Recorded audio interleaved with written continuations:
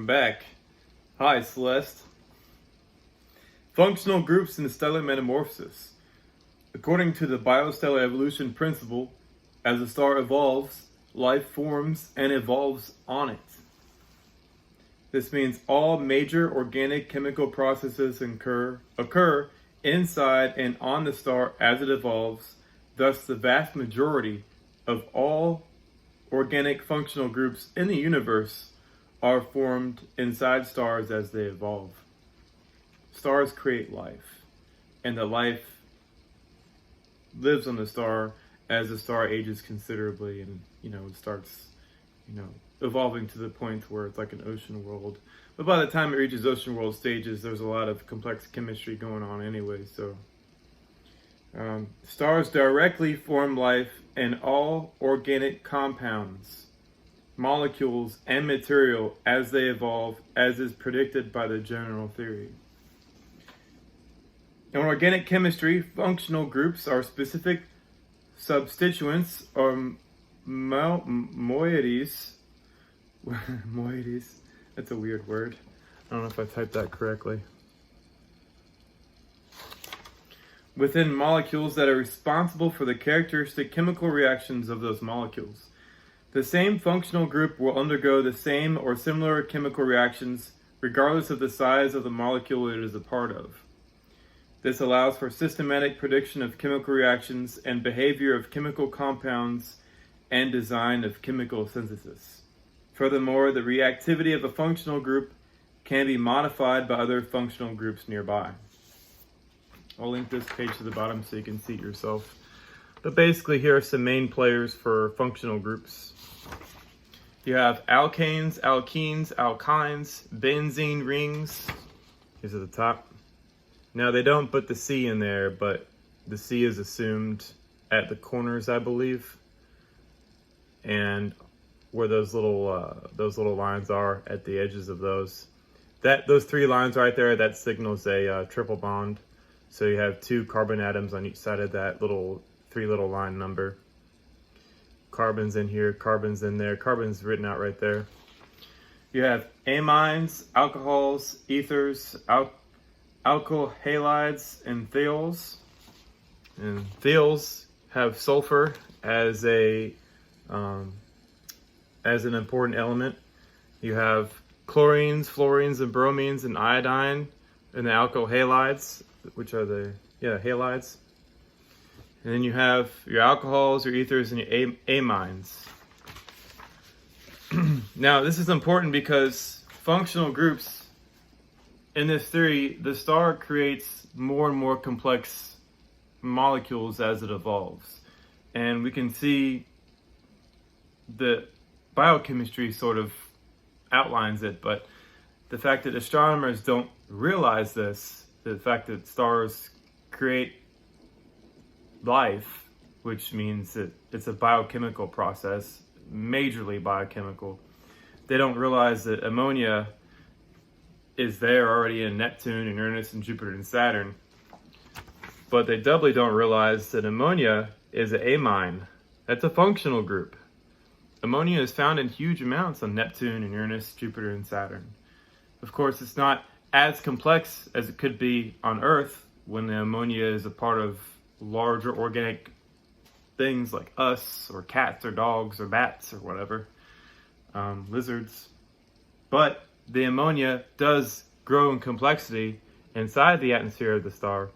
And here's a primary amine where it just adds a carbon and 3 hydrogens.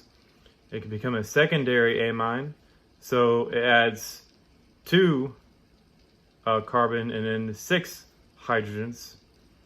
And then it gets even more complex where it can even exchange that other hydrogen for even more hydrogen and a carbon, so it can become a tertiary.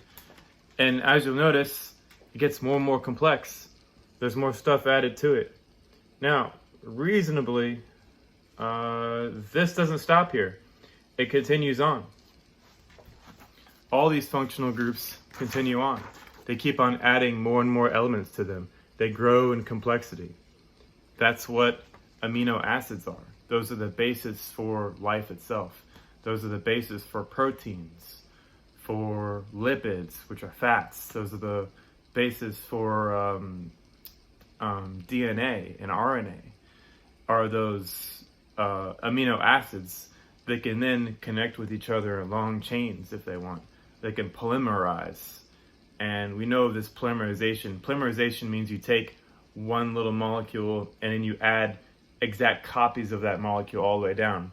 Like polysaccharides, which are long chain sugars, and those are carbohydrates. That's like in breads and pastas, and I know Celeste likes spaghetti, don't you, Celeste? But anyways, organic chemistry is the study of compounds of carbon. So all organic chemistry, especially in reference to the functional groups inside of a star as it evolves, is inside that star.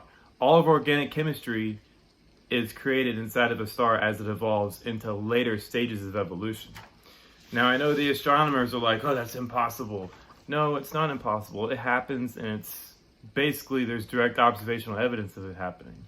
And they'll start to realize this as more information comes in from the exoplanets that they're finding, which are highly evolved stars. The majority of the exoplanets, which are evolving stars, are like up here. But as they get more and more data, and they're going to find these ocean worlds that have a lot of these functional groups inside of them, when they take, spectroscopic surveys of the atmospheres, they're going to find a lot of more complex ammonia. They're going to find these secondary and tertiary group ammonias. And they're going to be like, oh, wow, the atmosphere does become more complex naturally. But, okay, organic chemistry is the study of compounds of carbon. And carbon is the reason why they have organic chemistry is rooted in carbon, is because carbon can make so many different arrangements of molecules, and it can make things more complex. Carbon is extremely versatile as an element. The compounds of carbon include halogen, sulfur, hydrogen, oxygen, nitrogen, and phosphorus. All those elements are essential elements for life itself. All these functional groups form in extremely large quantities in the atmospheres of evolving stars, per the general theory. All functional groups, now let's be clear here, any biochemist is reading this, all functional groups do not form in outer space. They form inside the atmospheres of highly evolving stars. They form in these early stage stars. They can't form up here because red dwarfs are too hot, but once they get to around brown dwarfs and later stages, the atmosphere sort of cools down, so the elements can combine together and then they're not ripped apart by the thermal radiation and various effects such as UV radiation and whatnot. Let's see here. They form in Jupiter, Saturn, Neptune, and Uranus, but in different quantities per the star stages of metamorphosis. As well, react differently when introduced to different compounds which form as the star evolves. The essence of organic chemistry belongs inside of cooling stars, which are mislabeled things like planet and brown dwarf by the dogma. Of course, they mislabel what they're talking about because they don't know what they're talking about. They're not the experts concerning this anymore. They still think planets form in big disks, which is completely false and outdated. As well, per the astrochemical principle of planet formation, according to stellar metamorphosis, it is stated that the majority of thermochemical, electrochemical, and photochemical reactions take place in stars as they evolve into old stars, mislabeled planets, not in the interstellar medium. And for those that don't know, thermochemical means you have two chemicals combined, they release heat or they absorb heat. You know those little packets of instant ice that you can find in a first aid kit? You crush it, and then the crystals mix up with the solution, and it cools down. That's an endothermic reaction. It's heat absorbing. So heat absorbing and heat releasing reactions. And heat releasing reaction would be like an explosion. It releases heat. Then you have electrochemical. Electrochemical would be like electroplating.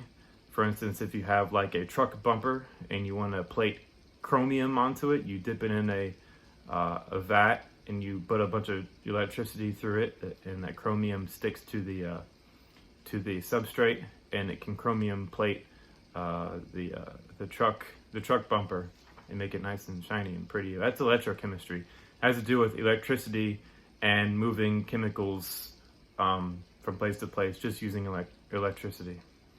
And then you have photochemical reactions. Photochemical meaning light-induced reactions like UV light rearranging molecules. Photochemistry also has to do with if you have molecules or elements combining together and releasing a specific frequency of light. You have those inside of lightning bugs. So there's photochemistry happening there, which is really cool. Remember, Celeste and I were in Tennessee just about a week ago, and we saw some lightning bugs flying around. That was really cool. I would have liked to see a lot more of them, because she told me that there are some times in Ohio where lightning bugs will take up an entire field. I want to see that one day. So what we have here are a series of basic principles put together in a way that breaks the mentality of astronomers and their assumptions that stars are not the source of basically all organic molecules in organic chemistry. Stars are the source of all organic molecules and cause basically all of organic chemistry, both internally and externally. Externally, they heat up another older star, and internally, that older star evolves, and all those chemical reactions and organic chemistry happens inside of it as it evolves. And then I have a disclaimer here.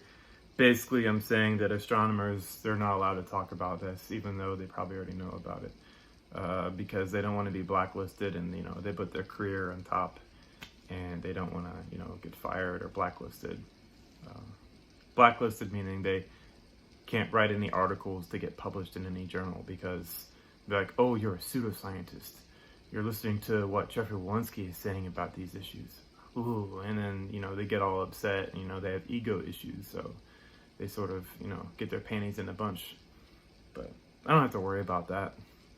I don't work in academia, and I'm assuming that many of you that are watching these videos don't either, so you shouldn't really care either.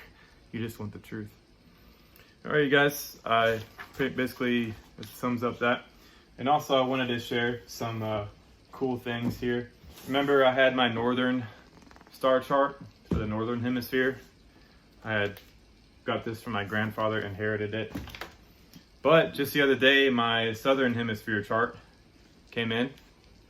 Now, when the TESS telescope gives us information on where these Earth-sized objects are, I'm gonna find them, and I'm gonna plot them and see where they are on these little star charts.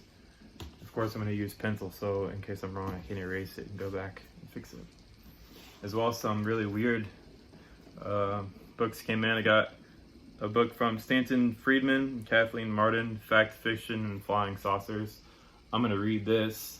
Of course, Celeste knows I'm interested in UFOs. My dad knows. My brother knows that I'm interested. He's like, you don't believe in those things, do you?